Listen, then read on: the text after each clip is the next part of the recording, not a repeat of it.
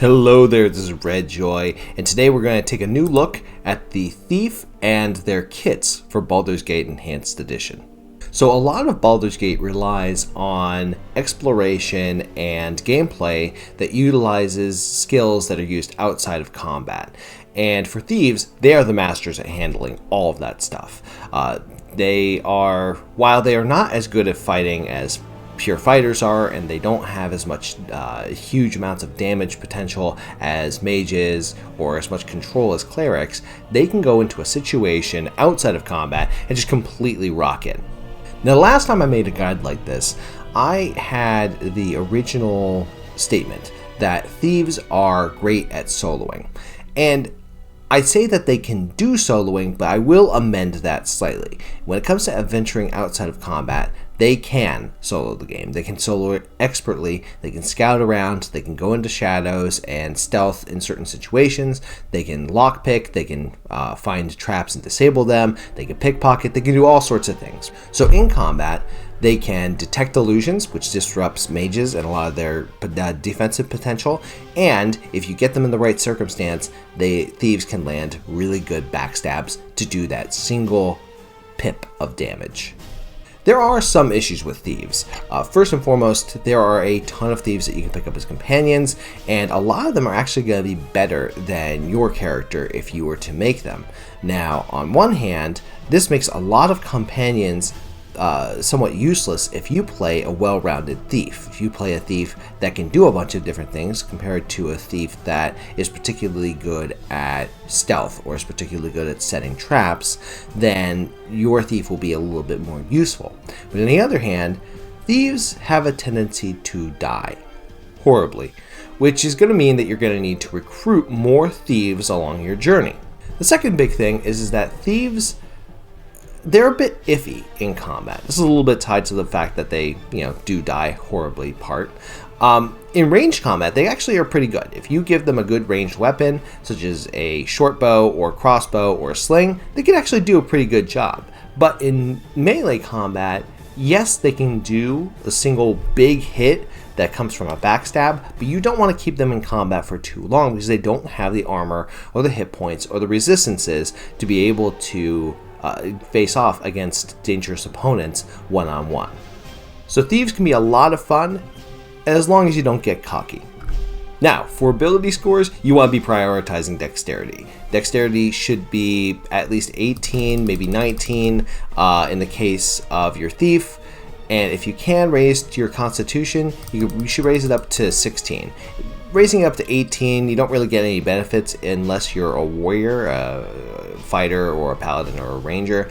Thieves and everybody else, they're going to be getting their best benefits at 16 unless you're going with a shorter race. So dwarves, gnomes, and halflings, go ahead and pop it all the way up to 18. You'll get the best saves that way. As far as the other stats go, I would say strength is actually pretty important for a thief because it will help out with your damage potential.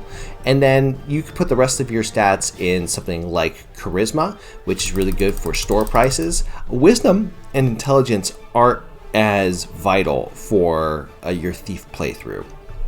So they can, however, help with identifying items, but you're talking only about 1 or 2 points of lore that you'll be getting from your bonuses to intelligence or wisdom. So it's not super vital. I would rather put my points into charisma.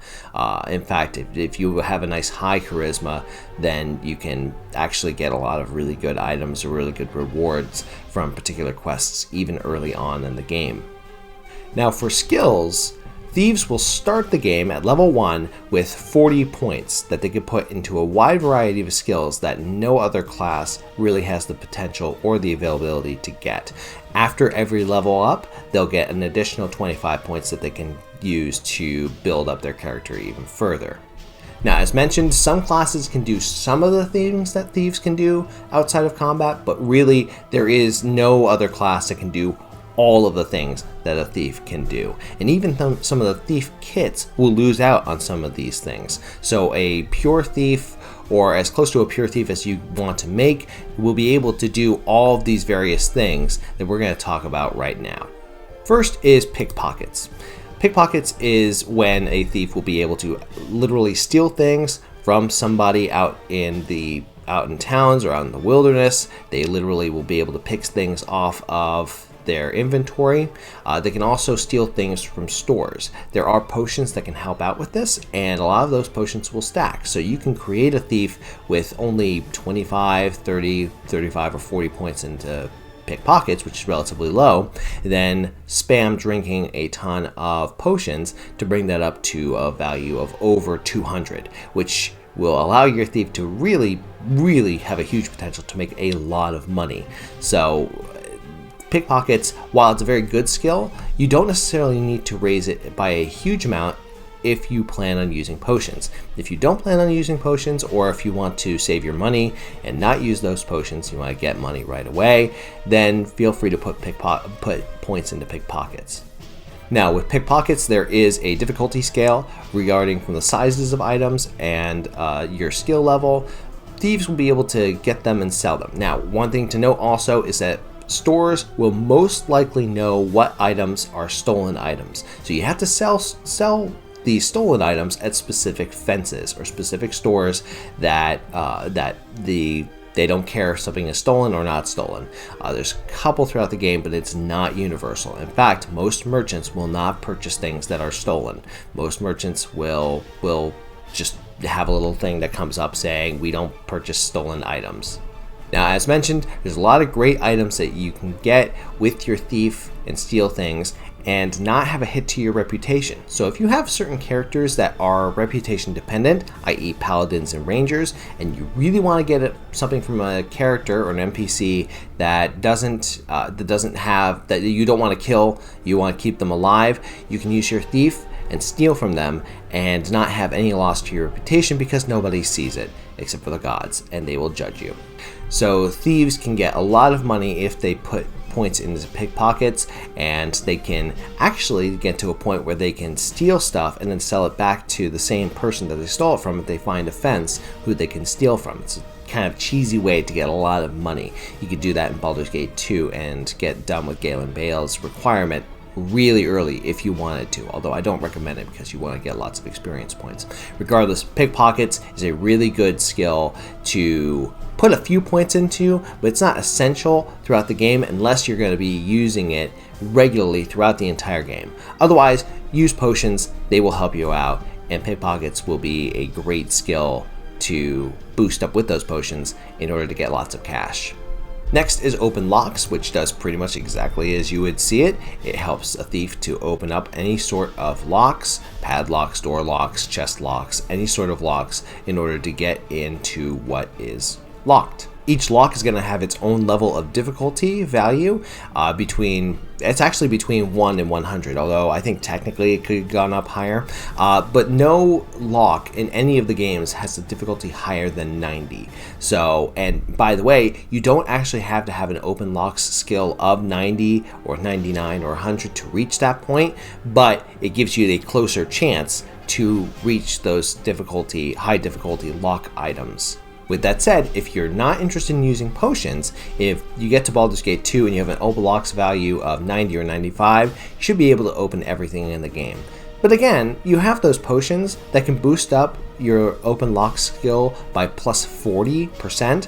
So those potions stack. So while open locks is very useful early in the game, I wouldn't really, even on a max level character, I wouldn't boost to anything above 75 or 80. That's just way too high. The number of those high difficulty locks is not frequent enough to require having an open locks score higher than that. Although if you have it at 75 or 80, you can open it up almost any lock in the game and not have any difficulty with it. Now, while open locks is a great reason to take a thief, you do recognize that any character could bash open a lock too. You do have that flexibility, unlike other games where you're stuck with just trying to jimmy the lock and open it up that way. With that said, don't panic if your thief dies and your enemy is locked behind a locked door. You can use your fighter to break through, or you can use your mage to use the spell knock to open it up. So There are ways around it. That being said, open locks is a very useful skill to put a lot of points into, especially early on in the game before you get access to those potions that can boost it up by a large amount. Next up is find traps. Find traps does as it says. It helps you to find traps and then disarm them. They're combined in the same skill. This lets our thieves take out traps on floors, chests, doors, yada yada.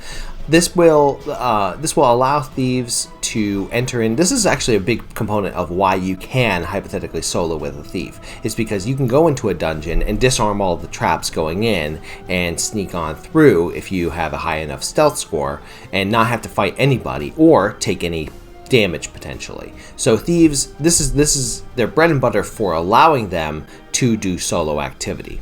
Now, just like locks, traps have a certain level of difficulty, and in Baldur's Gate 1 and 2, none of those difficulties reach anything higher than 101.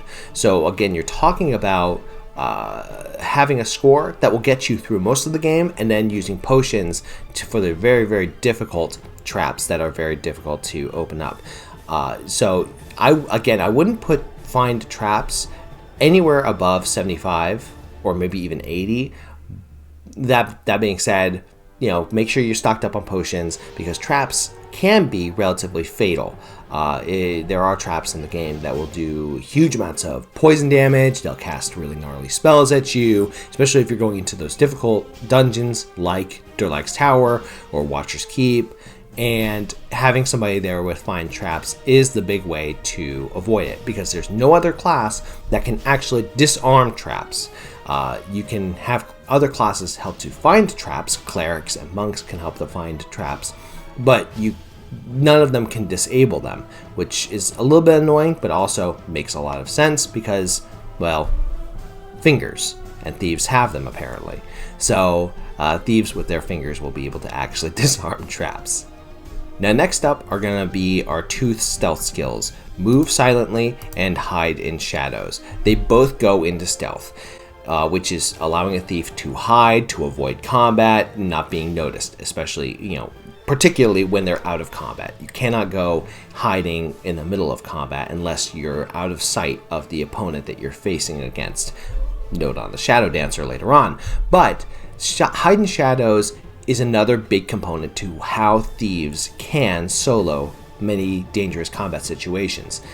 Just keep in mind that if you avoid an opponent, you're not getting the experience from dealing with them. So you miss out on those opportunities. But if you're just looking to skirt around to reach your objective, thieves are fantastic for handling that. Now, the principle behind splitting this skill into two different skills is Hide in Shadows is what allows a thief to actually initially go into stealth, and Move Silently allows a thief to stay in stealth. The two skills are averaged out, but my understanding is that if you have a higher Hide in Shadows skill, then you will be able to dip into stealth and stay in stealth for a longer amount of time, or stay in stealth initially, but then Move Silently allows your thief to stay in stealth for a longer amount of time. Now, unlike the other skills that we saw, there is no reason to put any limits on to Hide in Shadows and to Move Silently. Put as many points into this as you can. You might not need it early in the game depending on your build, but if you put a huge amount of points into it, you'll be able to slide past any opponent. You'll be able to get out of combat. If you wear, like, for example, Boots of Speed, or if you use Oil of Speed and your fight is not going well, you can run away from combat, out of the vision of the opponent, hide in shadows really quickly, and then either use that opportunity to run away and get out of there, or use the thieves' very dangerous combat ability, backstabbing. Backstabbing is the big hit of damage that a thief can do in combat. Thieves are a lot of fun to play, and backstabbing is a really big reason for that. I know people will try to find what the biggest hit of damage they can do, physical damage they can do, and thieves and their backstab ability is the big point of it. What backstab does is when you go into combat stealth and you attack an opponent, I believe you have to be actually behind them, and you have to be using a weapon that a thief can normally use. So you can't use it with like a two-handed sword or halberd or anything like that. You have to have one of these weapons that you use. A thief will be able to backstab for multitudes of damage, right? Keep in mind too that a thief, when they're attacking from stealth, gets a bonus to their hit roll, right? And I believe it's a +4 bonus because you're taking your opponent by surprise. They don't have time to dodge, and it just hits. Well, it doesn't always hit. You can always roll a 1, which I've done. All of us have done. So a backstab, when you hit, it will start with a double multiplier, right? Which means that, let's say you have a short sword. It's a great weapon. You have a 1d6 plus whatever your strength modifier is. You hit, that number will get doubled, which is fantastic, right? At a certain level, that number gets tripled. At a certain level, that gets quadrupled. And at another level, it gets quintupled. Fantastic. Note on assassins later. It's a great way to have your thief do a ton of damage. And as mentioned, if you have something like Boots of Speed, Oil of Speed, or even a Potion of Invisibility, you can keep that damage train a-rolling with backstab upon backstab upon backstab upon backstab. And it's a great way for a thief to do a lot of damage. Just make sure you get them out of combat quickly using that stealth score. So the next skill is Detect Illusion. Detect Illusions allow a thief to be able to see through anything that a wizard or I guess a cleric could put up to protect themselves or to harm their opponents. They worked very similarly to your Detect Traps. You basically turn on the Detect Traps / Illusions skill, and it's based off of a certain percentage that you will detect whatever their ability, whatever their spell is, and it shuts that down. This is a great skill, especially if you're going to keep your thief invisible or keep them hidden. You basically keep them hidden, use the skill, and have them protected from any combat, any attacks, and then the wizard's spells will be shut down. Things like Mirror Image, Blur, Invisibility, they'll all be shut down so that your other characters can actually do the damage, or, you can backstab. So I wouldn't recommend putting points into this right away, but it's a fantastic ability to put points into later, and there are certain characters that get a bonus to Detect Illusions along with a couple of items that they have, and that will help to do a couple of cool things and will help to disable mages and a lot of their key defenses later on in the game. It's a really good skill that you want to make sure that you're boosting up as well. Now the last skill that a thief can put points into is Set Traps, which allows a thief outside of combat to set a trap, and when opponents come close, it fires a shot at them. It's a big spike of damage, and it scales up as the thief gets more powerful. And I believe it also leads to some bleeding as well. So that's an interrupt that can harm spellcasters or others that are using fanciful abilities. I love setting traps. It's a good way for a thief to control a battlefield. It's a great way to start combat off already on a big advantage. It's just a great ability. It's the reason why I love bounty hunters so much. And Thieves getting this set traps ability was a big game changer in Baldur's Gate 2. I think that setting traps is a great way if you have a very difficult fight. Have your thief set a few traps ahead of time, and you will see enemies melt if you have a certain number of traps set up and then fire off. In the base game, that is limited. If you have mods, that limit can be taken off. Do whichever you feel you want to. I don't have any judgments, but setting traps is a great way to control a battlefield. The one thing to note as far as the numbers go is that your thief has the opportunity to harm themselves if they critically fail setting up a trap. That chance will go away once you hit 100. However, a thief doesn't get any bonuses if they get anything above 100. So let's say you have a thief and you're playing in Baldur's Gate 1 and you're raising up your set traps skill. That's great. You should absolutely do that. But the one thing I would recommend is don't set it above 95, because you're going to find that Tome of Dexterity, which will boost up all of your thieving skills by 5, and that's going to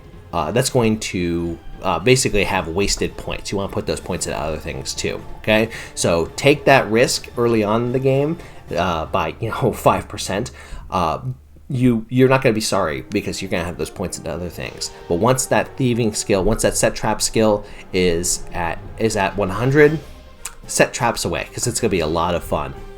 So for weapon proficiencies, thieves don't have the same access to the same weapons that fighters do, but they do get quite a few weapons. They get long swords, short swords, katanas, ninjatos, and wasashis. They get scimitars, daggers, clubs, crossbows, quarterstaffs, short bows, darts, and slings. They can put points into all the various weapons, but they only put 1 point each. You can't put any more points into any weapon, except for the weapon styles, which you can put points into.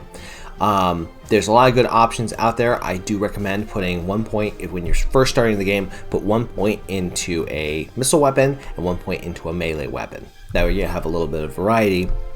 Don't jump into something that is a high combat character right away, because you're going to be hurting. Because you're going to try doing melee combat and realize with your 8 HP and terrible AC that you're not going to last very long. That being said, if you keep your distance, you can kite opponents. I've done it on plenty of my streams. I always feel a little bit ashamed when I do it, because it's like a big time waster, but it also keeps my thieves face pretty. That's what I meant to say. So it's always a good idea to again keep 1 point for a missile weapon. As far as the missile weapons go, crossbows and short bows are fantastic. You can short bows, you get the advantage of an extra attack per round. I think that's a really good idea for early on in the game where you're going to be missing a lot. Later on, when you want to put points, when you have a little more THAC0 to play with, you want to put points into a point into crossbows, right? Because crossbows, there are really good options for both of those at different points of the game. So I would say those are great options. And the cool part is like when you choose it at the first part of the game, since you're only getting 1 point and you have a maximum of 1 point early on, throughout the game, you can start with short bows and then go into crossbows later on. In fact, that's probably the way I would do it. That way you don't have to worry about trying to, continuously not hit with that single hit with a crossbow. Now, as far as melee weapons go, longsword is a good option, although you might want to be giving a lot of your very powerful longswords to your fighter, because they'll be getting more attacks per round. I love putting points into short sword. I think that the extra speed that they get is a really good idea. Daggers are a really great option too. Katanas are good, although again you run into the same sort of thing as you do with a longsword, is that you want to, if you're creating your fighter in a particular way that uses katanas, then having that magical katana, like something like Celestial Fury in Baldur's Gate 2, and having your points go into that for that fighter to use is really nice. You can have, if you need a blunt option, clubs and quarterstaffs. Quarterstaffs are actually not terrible for thieves to use. Going back to distance weapons again, darts and slings. Darts are good if you want really a large amount of small hits every round, because I believe it's like if you put even 1 point into it, you get 3 attacks per round. That's pretty good for a thief. Slings, I don't think it's a huge number, but if you have a thief with 18 points for strength with slings, that's a good amount of damage. So that's not necessarily a bad call. So you have options that with a thief for your weapon proficiencies, and because they can only put 1 point in, you're not going to be great in combat, but you can be varied in combat, which is kind of nice. Let's take a second now to talk about the thief kits, because they rapidly will change the way that you play your thief, and some of them for really good reasons, and will be really, really great to use. are great kits for you to use. Others are just going to be a little bit more challenging, and they're going to have certain limitations that early gamers might not want to play with, but later on gamers will want the opportunity to give a try to. So first we're going to look at assassins. What assassins will do is they will sacrifice skill points for a big backstab and a bonus to using stealth, and to just be big damage dealers on the field. In fact, they, among all of the classes in Baldur's Gate, they are one of those classes that hit very hard for single targets. Their backstab ability, first off, they get a bonus to hit and to damage, so they're a little bit better in combat when they're just attacking right off the bat. Their backstab ability, rather than going up by 5, will go up to a maximum of being multiplied by 7. That's huge. The cap is not reached until much higher levels. You're talking about Baldur's Gate 2, deep into Baldur's Gate 2 at that point. But combined also with the fact that they're going to get they don't actually get a bonus to stealth, which is very interesting. But you're going to want to put all of your points into stealth, and I'll explain how that will work in a moment. They get the ability to poison the weapon. Their poisoning of weapons does get it gets progressively stronger. First level, it's kind of meh, because your opponents are getting a bonus to their save versus death.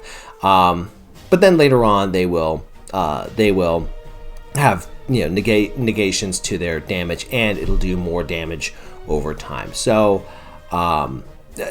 poison weapon, it's just one of those skills that I don't use super often. If I were to use it more often, if I were to be smarter about using assassins, I would use it on mages, because then you get that interrupt, and they typically don't have saves that are as high unless they're gnomes. You could also use it on clerics to shut them down when they're trying to cast and do things. So poisoning weapon, I don't think it's not a useless skill. You certainly use it. I don't use it as much. But then again, I'm a dirty casual, so take my word for it. That's the reason why you're watching this video, is to listen to a dirty casual explain how thieves work in this game. We're going to ignore that for now. Anyway, the downside to an assassin is that they only get 15 points when they're per level. Now, they still get their 40 when they're starting the game, right? But they only get 15 points afterwards. This is going to be a thief, the kind of thief where you will need another thief to act as your utility thief. This kind of thief, an assassin, unless you're okay with sacrificing their big benefits early on in the game, this is the kind of thief you can't really solo with. You might be able to solo with them in early Baldur's Gate 2, when you're trying to get that early game experience, but you're still looking you're looking at a big challenge with that, right? Because yes, you want to put your points in the stealth, because that's where they're going to get their biggest advantages, right? That being said, you're not getting points you're not putting points into opening locks or disabling traps or anything like that. You're going to be a bit limited in your ability to actually do the utility things that other thieves will be able to do. Here's the twist to that. Remember I mentioned those potions of thievery and potions of perception that will boost up your abilities. If you get a little bit of cash and you manage to purchase a ton of potions of thievery or a ton of potions of perception, you can make up for those differences. You can in fact solo. The downside is that it's tough to get that amount of money early on in the game. So it's a little bit of a catch-22 situation, if I'm using that allegory correctly. Regardless, assassins have a great damage potential. The fact that they're getting a little bit of a bonus in combat is pretty nice. It's not going to be super easy to play, but it's definitely worth giving it a try. So next up is the Bounty Hunter. Bounty Hunters, they are a thief that specializes in setting traps, and they get bonuses to the traps that they set up. They also get to set a special snare that will do different things as you increase in levels. And yes, they do take a similar per level skill hit that an assassin does, although it's not nearly as bad. So you have a little bit more variety with a Bounty Hunter. So Bounty Hunters, I've mentioned how much I love traps, and I absolutely love traps in the way that a bounty hunter can set traps and just use that dominance of the battlefield. Normally when a thief starts the game, they're only starting with 5 points in set traps, which is abysmal. At that point, don't bother using the skill because you will just hurt yourself. But with a bounty hunter, they start with 20 points into setting traps. If you put all of your points into set traps at the first level, you will get you'll get that up to 60, right? At that point, it might be worth risking it. It might be worth risking setting a trap, right? For example, in Beargost, there's a fight against Ski, the Bard, right outside of the Red Chief Inn in Beargost. If you want to set a trap out there and risk it with 60 points into set traps, that's not a bad idea. You can also set a special snare, and a special snare will immediately do 3d8 plus 5 missile damage, slows the target, and if they fail, with a -4 penalty to their roll. Holy crow. And they get that for the first 10 levels. That's awesome. That is so powerful. And on top of that, they can set that up at a distance. So imagine if you have, let's say you had 100 points in set traps, right?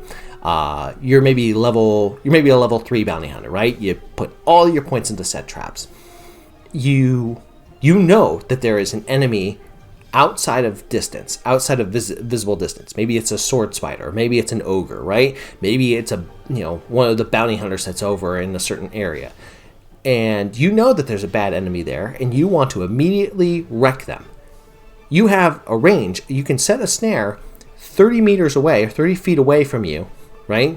Which is a big distance. I messed that up. But basically, you fire this thing off in the distance. It immediately goes off because that target is hostile, and you immediately start with the potential of them taking up to almost 30 points of damage and potentially being slowed.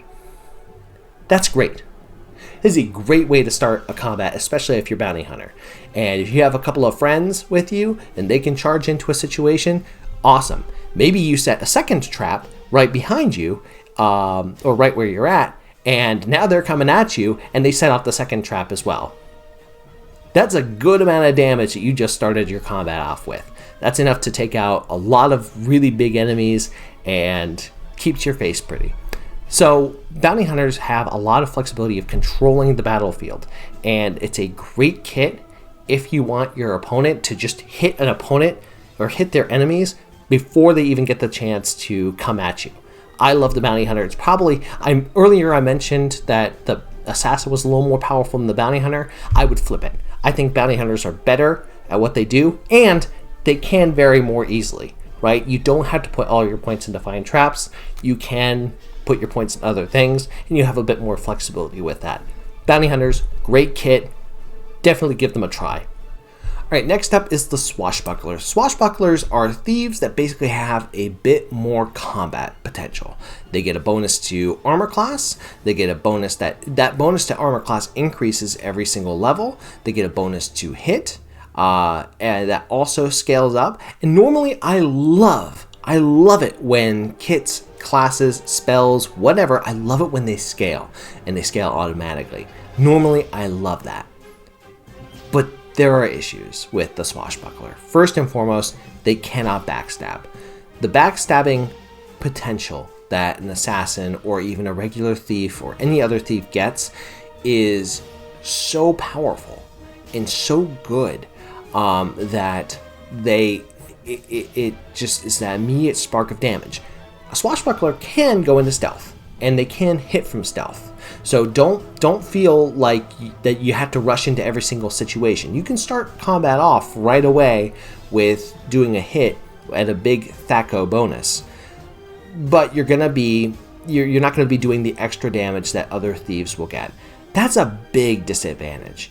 There's another problem too, and that Swashbucklers, they make the mistake of thinking that they can be as good of frontline fighters as your fighters will be. The big component that makes a fighter capable, and any warrior capable, of actually standing in combat is the avoidance of taking critical hit damage. Critical hit damage, when your opponent hits you on the noggin for double damage, forget about it. That's not a fun day, okay?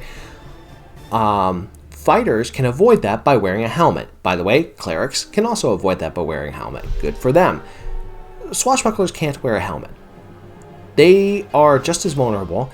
In fact, they are more vulnerable because they have a lower AC. No, that's not true. They're not more vulnerable. They're just as vulnerable because they have a lower AC than a fighter will.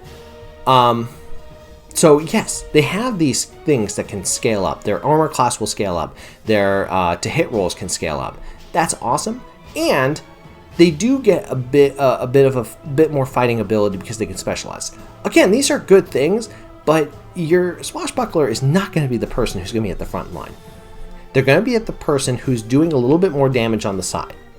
Now, what I have heard is I've heard a lot of people talk about how the Swashbuckler is a good class to start with and then use it to dual class into something else. I've heard some people really like to start characters off as Swashbucklers and then dual class them to fighters. I'm not in love with it, but I get it. Another thing is to start with a Swashbuckler and dual class them into either a cleric or to a mage. Again, it's not quite for me, but I get the reason why people would want to do it, because you get that bonus to AC and to damage when they get back their levels. But losing out on backstab and tricking yourself into thinking that you can go into melee, I wouldn't even call it a challenging class to play, but it's a class that you're not going to be able to do just as it seems to be written. Here's what I do recommend. If you are really, really focused on being a Swashbuckler, if you really want to try out this class, just play them like a Missile Thief. Play them like a Missile Thief, because you'll notice that these bonuses to hit and to damage, they don't say anything about missile damage or melee damage.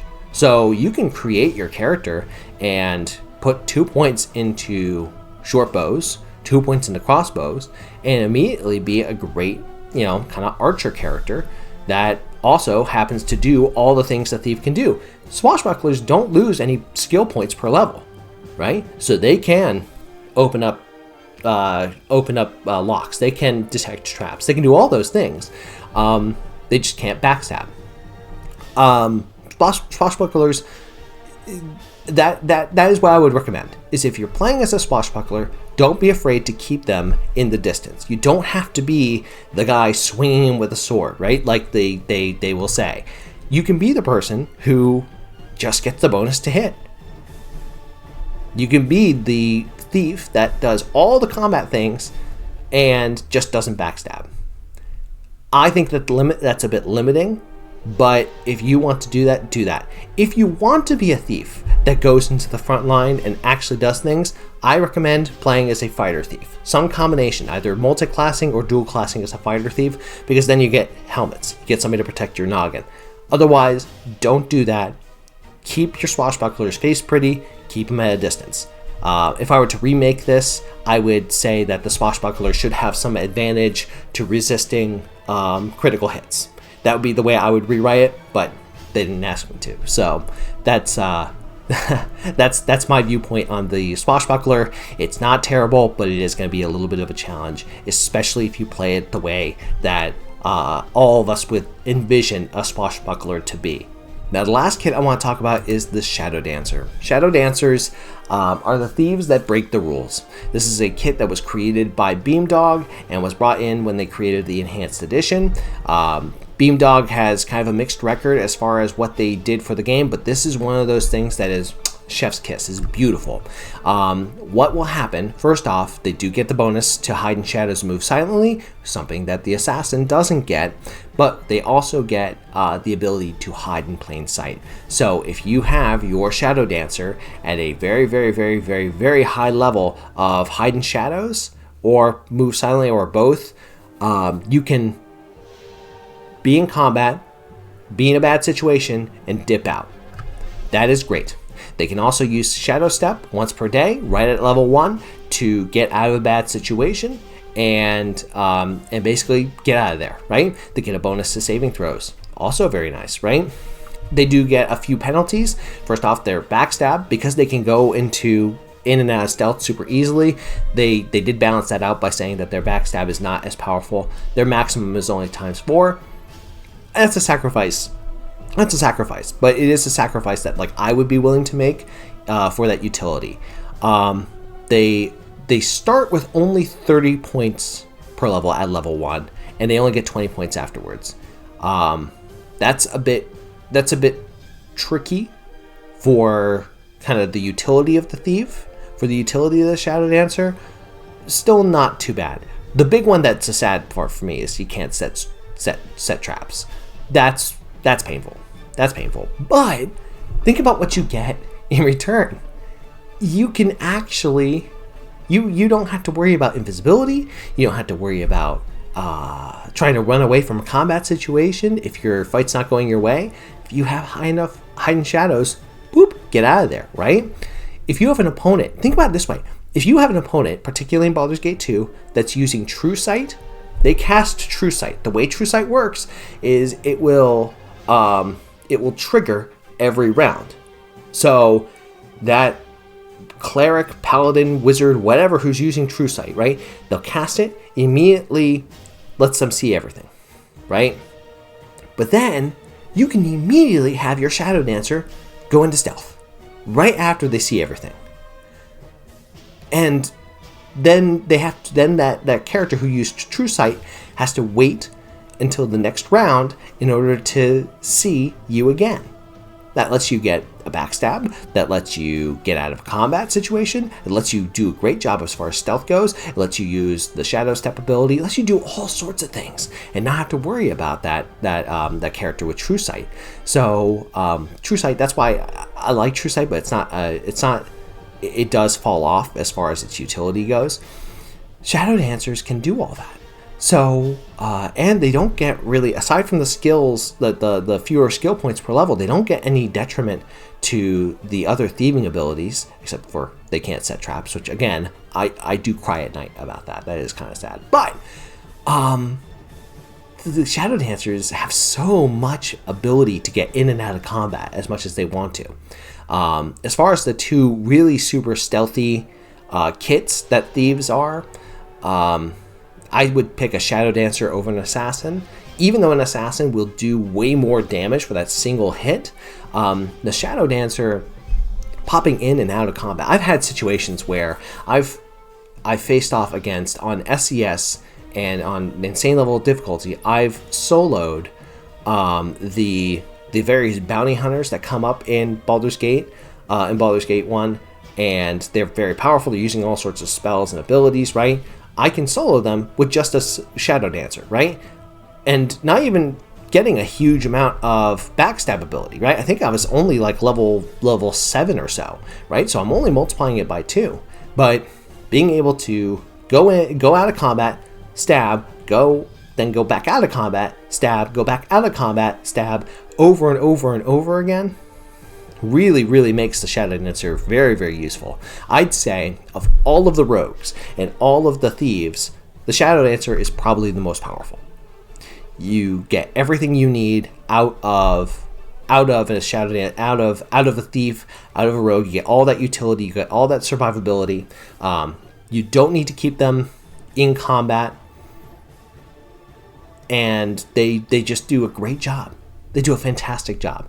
You'll notice that, in fact, I'm looking at all of this, and it makes them a very defensive thief. It makes them a very defensive rogue, right?